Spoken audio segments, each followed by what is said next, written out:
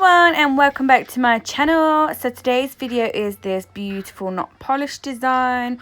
So I'm starting off and I've already got my clear layer, as you can see, and I'm just going to start off by creating a straight extended nail bed. So I'm just bringing it down, covering that join line, and then just going straight across.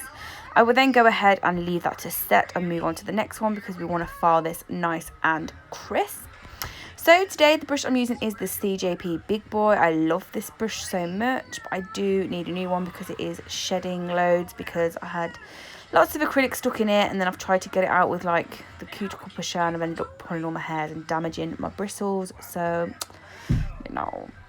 So yes, picking up a large bead, placing it at that cuticle area, letting it set for a second, and then I'm going to pat and press it into place.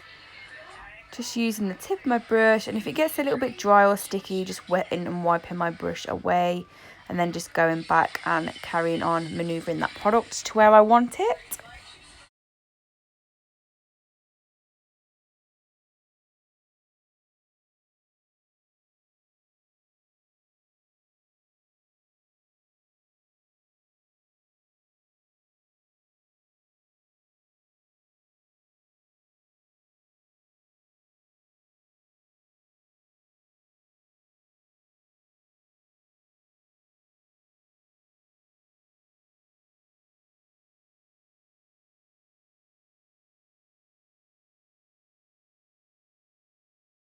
And then I'm going to go on to the pinky finger, and we're just going to do a nail bed colour, but we're just going to blend that down towards the free edge because this is going to be a glass nail. In fact, they're all going to be kind of like glassy nails. It's a subject that comes up a lot, is people ask why they get air bubbles in their acrylic, and so I thought, why not do a video to show how to minimize getting those pesky air bubbles in your acrylic. A lot of people tend to blame the acrylic when it's not the acrylic, it's how you use the acrylic.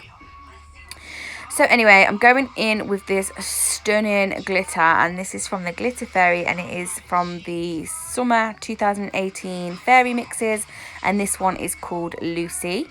I'm just taking that down one side and then up the other side, and I know I say this quite a lot, but I genuinely mean it because I can't stress enough how important it is when you're applying glitter, that some people just think that you can just slap it on and it looks good, and it's not. You really have to have an eye for the glitter placement because it needs to flow and it needs to look appealing to the eye. So always just keep checking and nudging. Use smaller beads rather than a big chunk, and then try and work with a big chunk of acrylic with glitter in. So just really pay attention to where you're placing it, and just little tiny small beads, and build your way up, like add little bits here and there. And then you'll just find that it looks more appealing to the eye. So yeah, just taking a small tiny bead of crystal glass and then just nudging that glitter into place on the index finger and on the pinky finger. I'm not picking up any more acrylic. If I need to add more, I just dip into the raw glitter. Just want to show you how stunning it is. It really is beautiful. So when capping, these are the tips that these are the steps that I take when capping a glass nail. So I make sure that because I always leave the acrylic to set, the glitter to set. So when I come back, I just wet it over with monomer. And then dip and fully flatten my brush in the monomer dish. This is called burping your brush, and that just removes all the air bubbles from out of your bristles. So really flatten and pat it down so that all the air bubbles are out of your bristles. I then go into my clear acrylic and I take a slightly wetter bead than I would usually, and then I place it on the nail, leave it for a second, and I tend to glide it into place rather than pat. You can pat it once you've got it into position and it's starting to set, but initially you want to leave it quite wet, and the less you play with it, the better.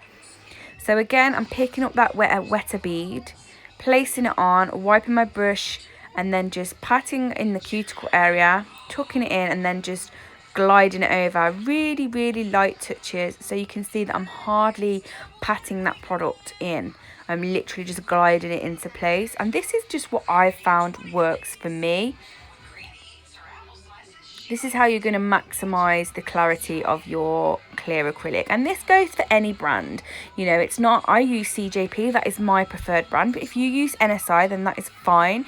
Just still apply the same steps. You should still get the same results no matter what acrylic brand you use.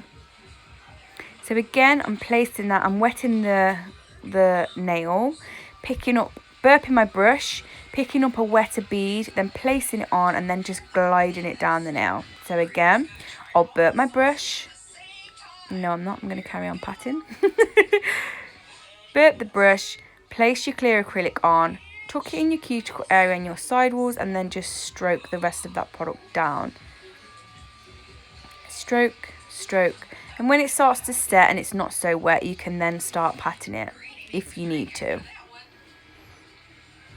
So moving on, and we're going on to this middle finger here, and I'm going to do a not polished design. So I'm taking Apple Shine. I want to cover the whole nail with this one bead because I want the whole tip setting at the same time, because we're going to use some hair strands to cut this out.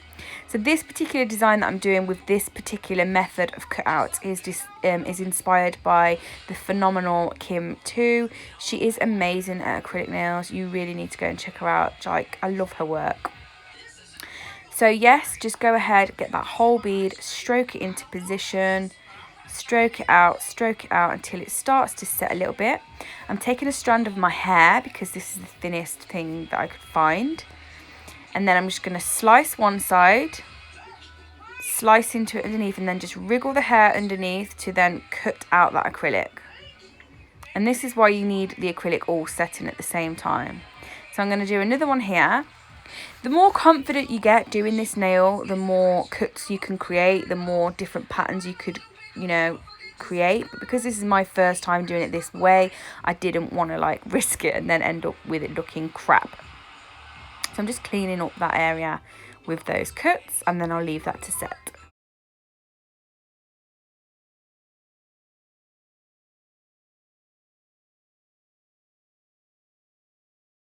Now I'm moving on to the ring finger, and I'm taking CJP gripper glue. I am going to apply that to the whole tip. Sorry if you can hear the background. Poppy is watching an iPod. So I've glued all that tip, and then I'm just coming in with some pre-cut angel paper that I've cut to size, and I'm placing that and pressing it onto that entire nail tip, that entire free edge, because I want this to be pure glass, pure fiery, icy, just goodness. I just want it completely all angel paper. So then I'll leave that to dry. Obviously you want it fully cured, cutting off any excess because you really want to make sure you can fully encapsulate the nail. It just looks stunning. And then I'm going to cap that. So the same rules apply.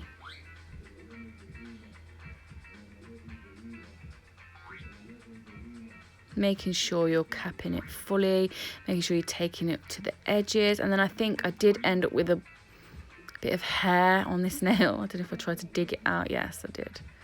So annoying.